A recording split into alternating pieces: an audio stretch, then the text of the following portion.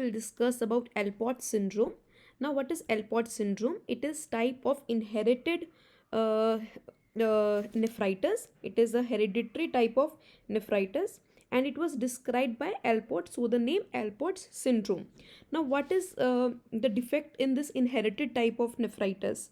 There is defect in the collagen 4 synthesis. Now, collagen 4 synthesis is involved in the structural formation of the basement membrane of kidney, the inner ear, the eye. They all contain collagen 4. Therefore, the defects, there is inherited defects in this which will cause problems in the kidney, ear and eye. So how the patient presents is typically by hematuria, and the patient can go into chronic renal failure. Along with, there are certain nerve deafness which can leave and eye disorders present in this syndrome.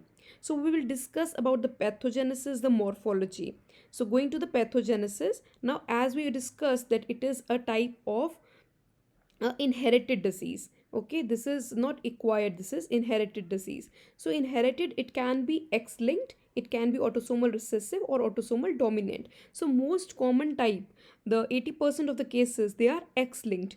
And as in X linked, always males express the full syndrome, because X-linked is more pronounced in the males. So the males express the whole syndrome. However, the females, they just have the nephritis part of it.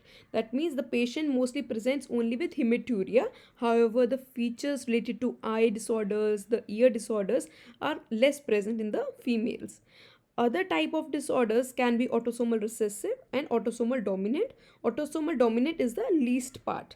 Okay, now how the collagen synthesis affects the in the Alport syndrome.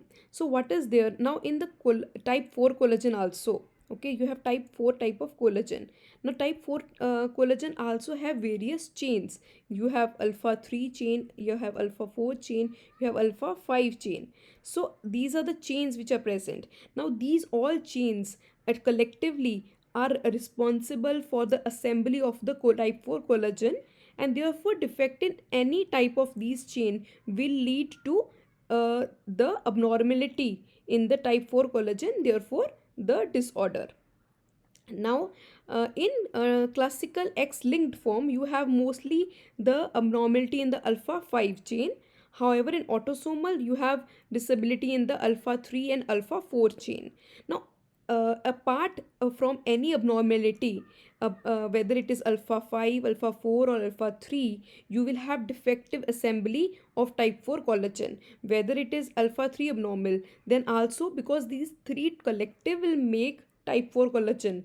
Okay, so it will lead to a defective assembly of type 4 collagen, which is again responsible for the basement membrane structure.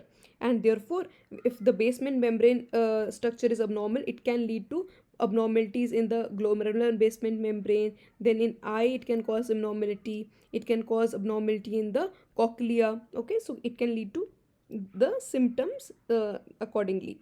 Now how is the morphology? Now morphology, firstly we will discuss about the light microscopy. So in light microscopy also, only in the earlier lesions, okay, very early lesions, you will see there is no abnormality in the histology part. There is only abnormality in the electron microscopy, where you will see diffuse glomerular basement membrane thinning. However, as the disease progresses, what will be there? There will be glomerulosclerosis. So what do you mean by glomerulosclerosis? That means there is certain there is a scarring in the glomerulus. So if you have this glomerulus, you can see the certain part, this part of the glomerulus is having sclerosis.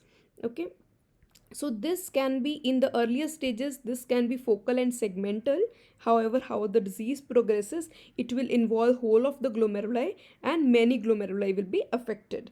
Also, not only glomeruli are affected in this disease, you will also have tubular atrophy. Okay, apart from the glomerulus, in the tubules also you can see the disease. You can see interstitial fibrosis also, and vascular sclerosis also.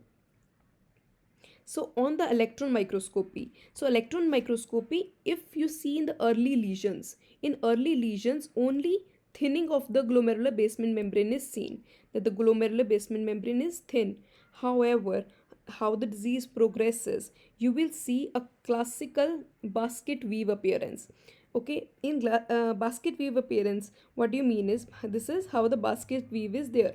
So what will be there? There will be alternating thickening, then there will be thinning, then in the lamina densa you will see there is lamellation and splitting, which is known as the basket weave appearance.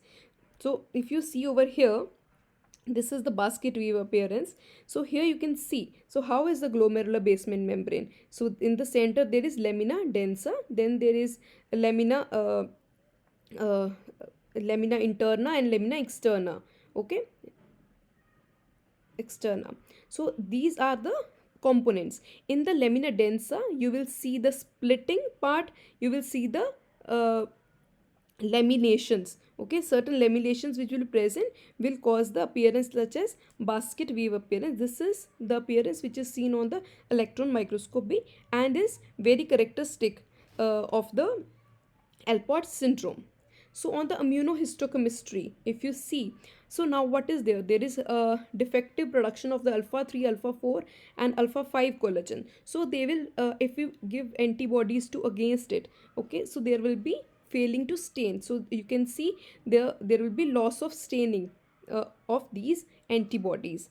Also, these can be checked either on the kidney biopsy and on the skin biopsy. These changes, the alpha 3, alpha 4 and alpha 5 collagen will be absent either on the skin or on the kidney. So both of the biopsies can be used.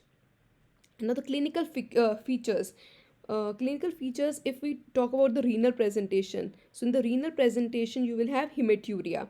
Either it is gross, that it is frank, you will see the patient has almost red or brown urine. Okay, so gross hematuria or microscopic hematuria.